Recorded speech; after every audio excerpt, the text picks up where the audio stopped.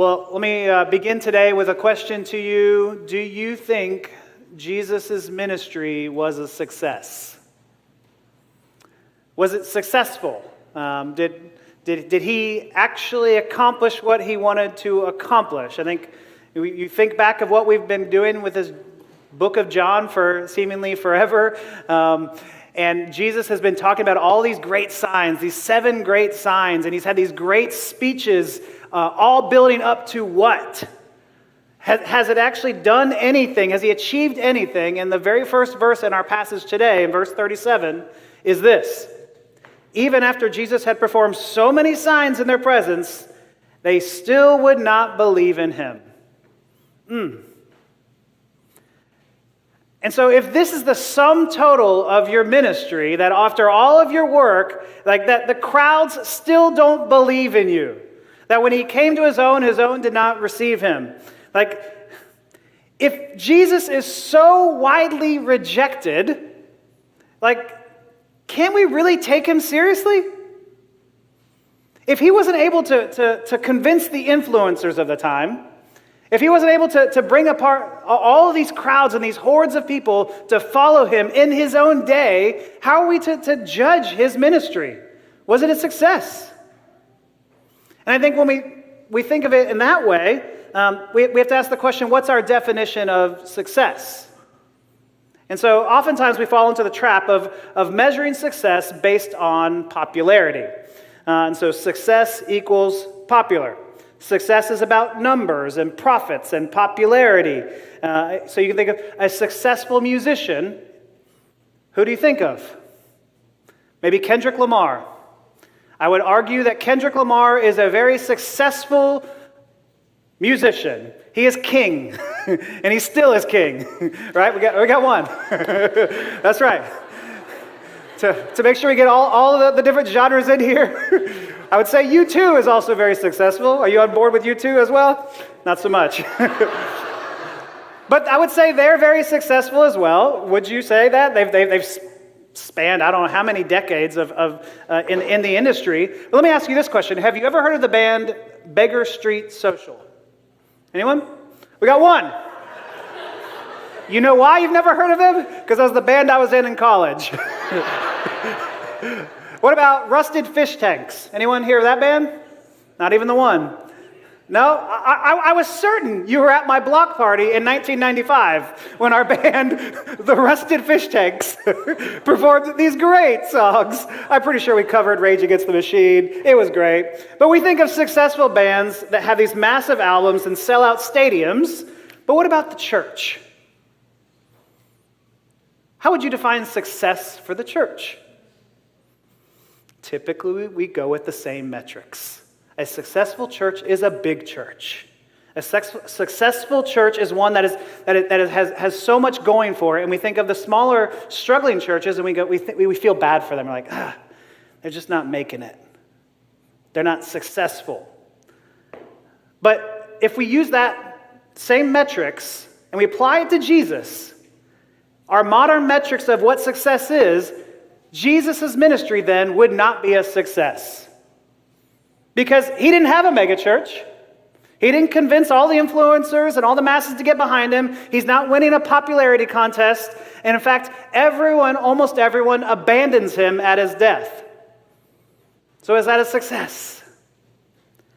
I would argue in that definition, it was not. I mean, think of what happens. This is Jesus' last public speaking gig. This is his last public sermon, right before he goes in to have some more intimate conversations with his disciples. Then they abandon him, and then the masses crucify him alone.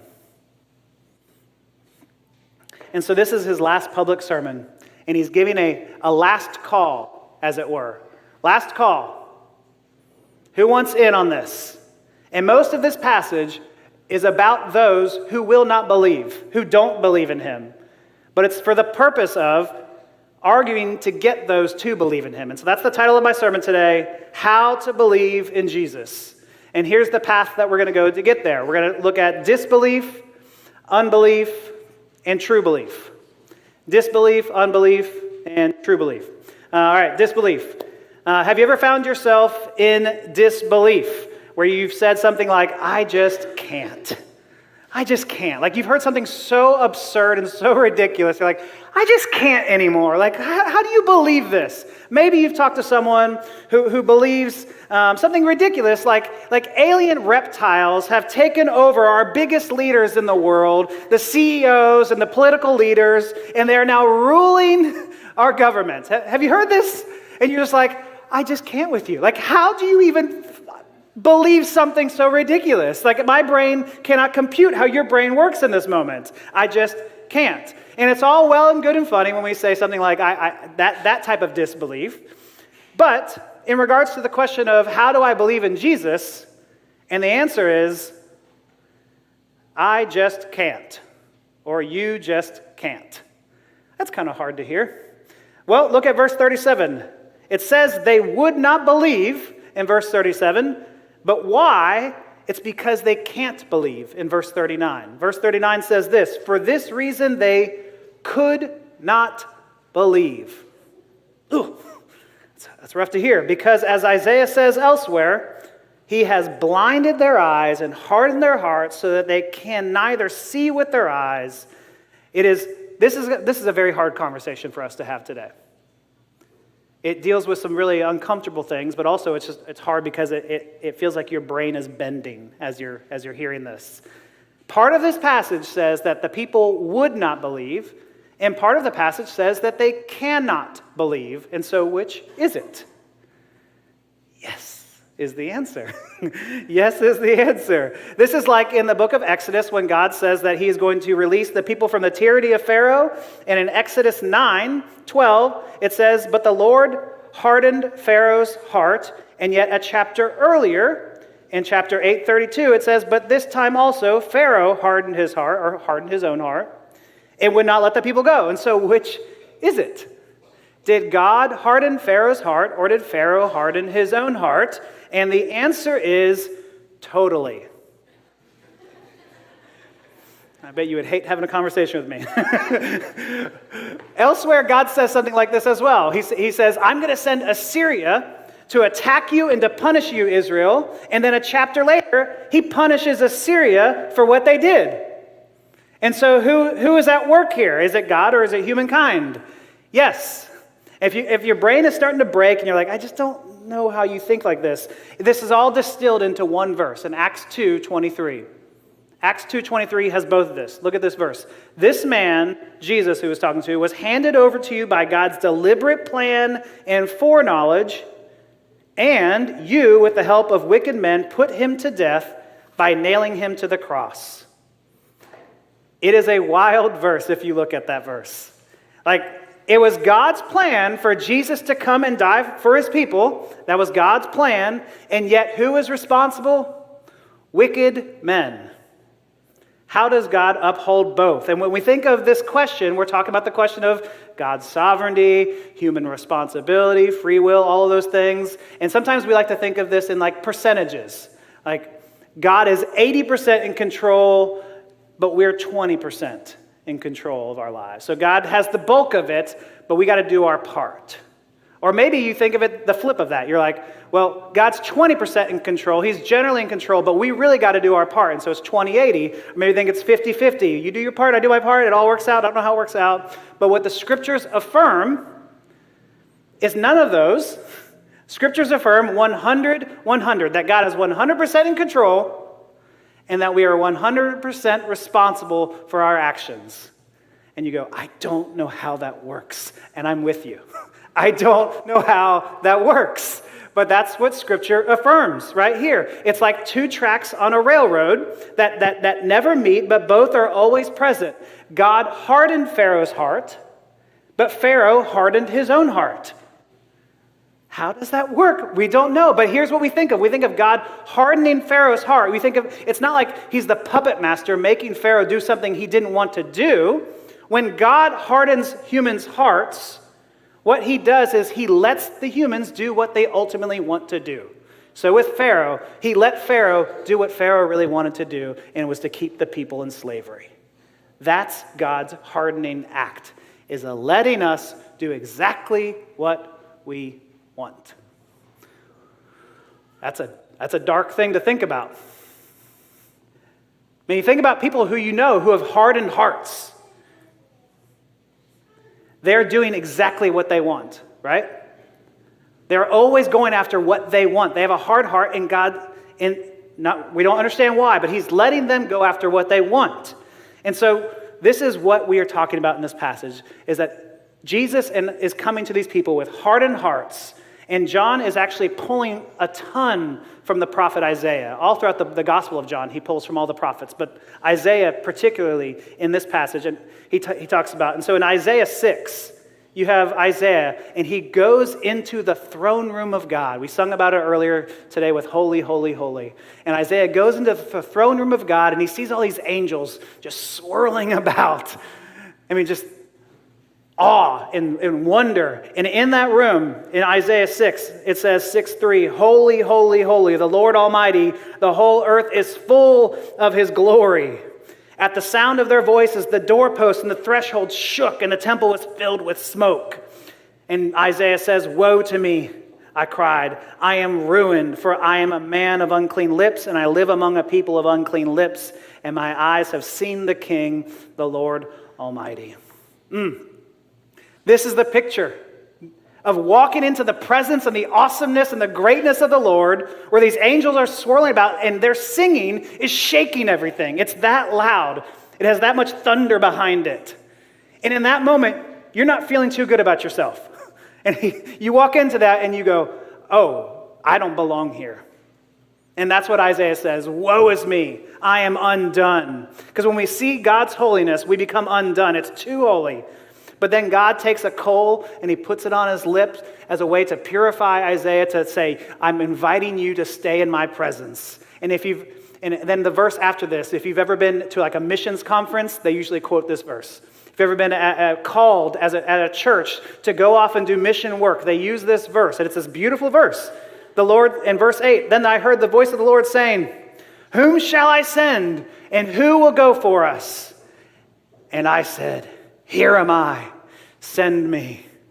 Ooh, isn't that inspiring? Who will go? Who will go abroad? Who will just go? Like we all want to be that. We all want to be Isaiah and say, here am I. I'll answer the call. Send me. Usually those mission conferences don't quote the verse right after that. Because verse 8 is so inspiring. And then verse 9 tells Isaiah what his ministry is going to be like. Here's who you're going to be reaching, Isaiah.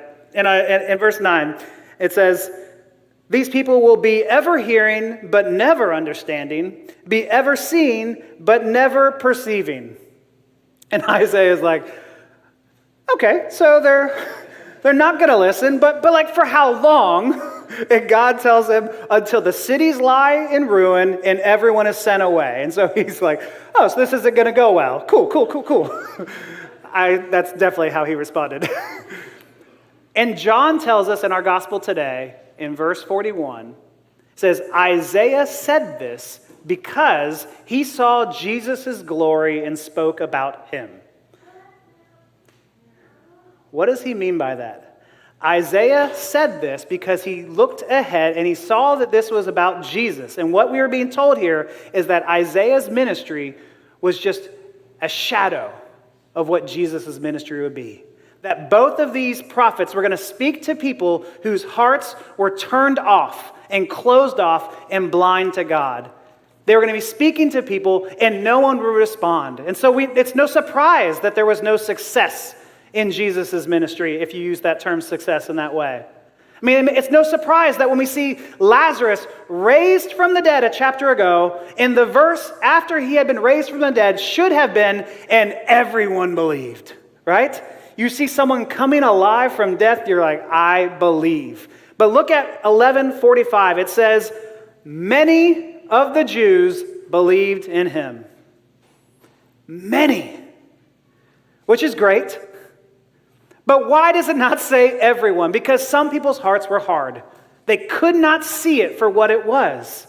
They were blind to the realities right before them. And so I think many times we today in our world would want to say something like, if I could just get a sign from the Lord, if the Lord would just reveal himself to me, then I could believe. Then I would sell everything and I would go all in on Jesus. But what this passage tells us is that even if God gave us that sign, we in our hearts would be blind to it at times. We would just say, I didn't see it, and maybe he has been giving us a sign and we're not seeing it. This is the hard part about this passage. We're off to a great start. First, disbelief, I can't believe, but it gets worse. Now let's talk about unbelief, or I won't believe. Verse 42, yet at the same time, many, even among the leaders, believed in him. And you're like, oh good, let's celebrate. Not so fast. But because of the Pharisees, they would not openly acknowledge their faith for fear they would be put out of the synagogue. For they loved human praise more than praise from God. So now we are not only fighting capability, we are fighting culpability. Not that I just can't, but I don't even want to believe. Even if I'm given the opportunity, I don't want to believe because I'm tempted by so many other shiny objects in the world. And the shiniest object of all is in verse 43, they loved human praise more than praise from God. Oh, as a people pleaser, I resonate. Is this not the most timely passage of our day, right? In a day when church leaders are worried that if I speak up, I will lose my base. I will lose donors. We actually had someone tell us that if I condemned the January 6th insurrection the way you guys did, I would lose half my church. And our response to them was, that sounds like a you problem. We said it in a nicer way. You probably need to disciple your church. Because you see, it's cowardice and fear that is driving the church. Cowardice and fear drives the church today. It's fear of, will we lose people? But it's not just church leaders. It's not just the crowds in this text that are in need of a spine. It's every single one of us. Every single one of us, we fear really applying the gospel. If we really applied the gospel, if we actually said, what if Jesus was serious? What if Jesus was serious with some of his commands? That scares us. Like, we're afraid of really suffering, of really resisting the powers and the principalities that keep us comfortable. Like, I won't speak up because then I won't belong to my group, whichever group that is that I belong to.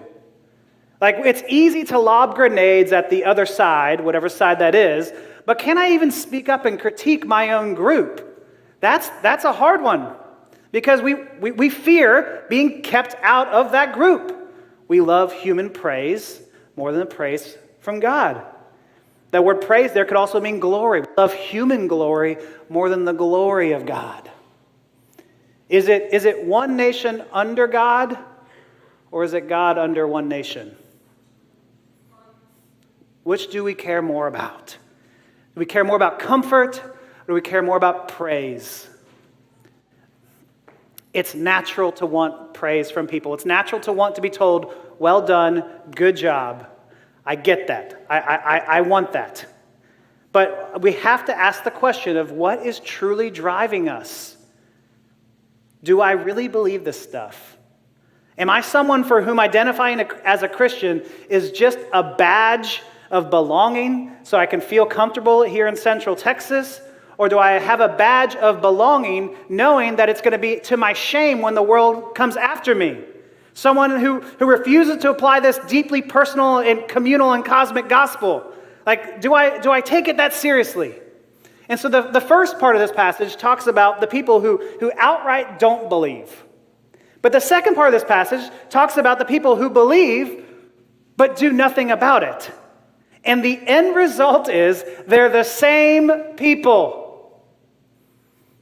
They become the same people. Earlier in this service, we had that famous James passage, and the verses preceding that was this, in 2:14. What good is it, my brothers and sisters, if someone claims to have faith but has no deeds? Can such faith save them? Suppose a brother or sister was without clothes and daily food, If one of you says to them, 'Go in peace, keep warm and well fed,' but does nothing about their physical needs, what good is it?" This makes me think the modern day version of this is thoughts and prayers. Thoughts and prayers. Our thoughts and prayers goes out to the victims of the most recent mass shooting. And yes, we should have thoughts and prayers about these things. But when we say thoughts and prayers, and yet we do nothing about it, nothing about changing the laws to let a 18-year-old white supremacist have access to an AR-15, nothing about this website that's discipling these people, 4chan, and live streaming it, like, what good is it if we do nothing about it? Like, change has to happen. We have to be inspired to move as Christians to make these types of changes. It goes on, verse 17, in the same way, faith by itself, if not accompanied by action, is dead.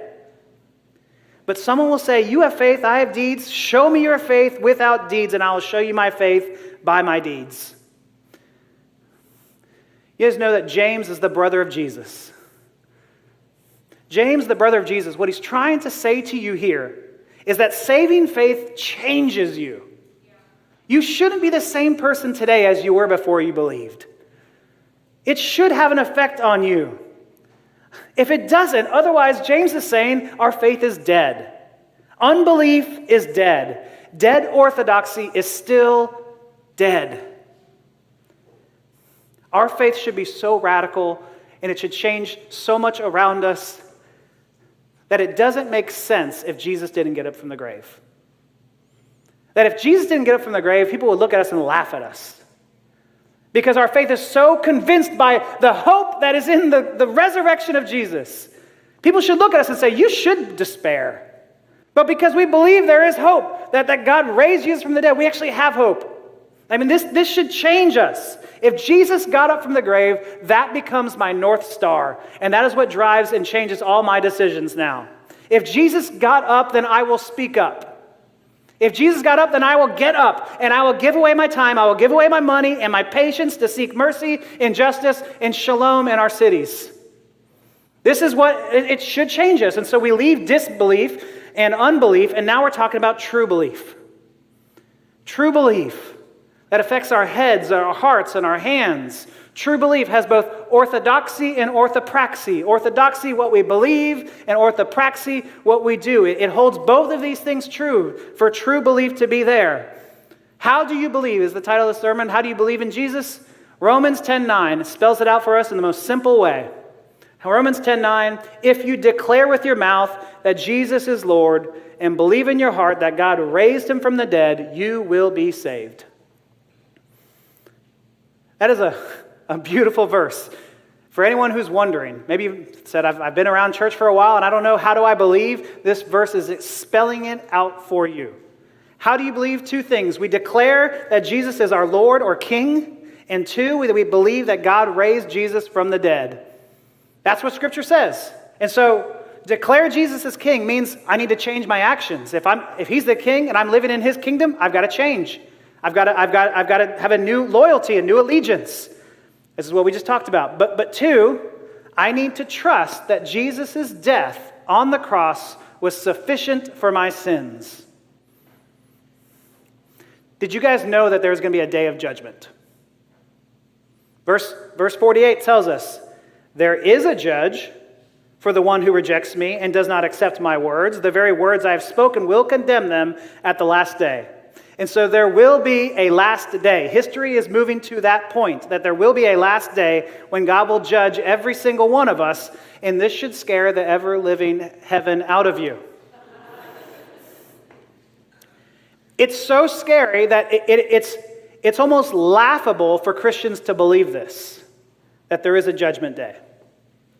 Like, I can't believe in a God who judges. And some people see Christians who believe in a judgment day like this as the alien reptile people.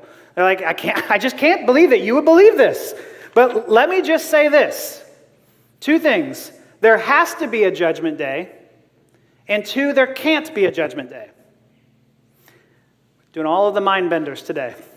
There has to be a judgment day, and there can't be a judgment day. And the first reason why there has to be a judgment day comes from a Croatian theologian, Miroslav Volf, and he says this in his book, Exclusion and Embrace. My thesis that the practice of nonviolence requires a belief in divine vengeance or justice will be unpopular with many Christians, especially theologians in the West. Violence thrives secretly nourished by belief in a God who refuses to wield the sword. He goes on to talk about this, that if we can't believe in a God who is angry, then that God is not worthy of our worship. Like, if you've ever been the victim of an injustice, you will want to pick up the sword. You will want justice to be had. Like, what do you say to someone whose daughter was murdered? Hey, it's really not nice to repay evil for evil. God wouldn't want that. Like no. Like, we should be in despair if we don't believe in a God who actually believes in judgment, that those who perpetuate evil will get justice. We have no hope if we don't have that. We have to pray for a judgment. For anyone who's been the victim of these extreme acts of injustice and oppression, they are praying for a judgment day. And we ought to be praying with them. And so on the one hand, if there isn't a judgment day, there is no hope. But two, if there is a judgment day, then we have no hope. Who could stand as Isaiah walks into the presence of the Lord? Who could stand and feel good about themselves walking into the presence of Yahweh? Like, you become undone because we are people of unclean lips, as it says. And so Christians, like, it's right for non-Christians to critique us Christians for being so judgy, because some of us Christians need to quit being so judgy.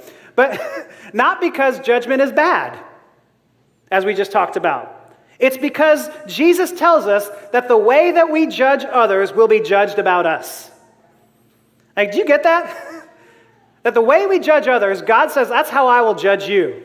And some of you could say, well, what about the people who've never heard, who never believed, who don't even have a Bible? And God says, I won't even judge you by my standard. I'll judge you by your standard. The way that you judge others is the way I will judge you.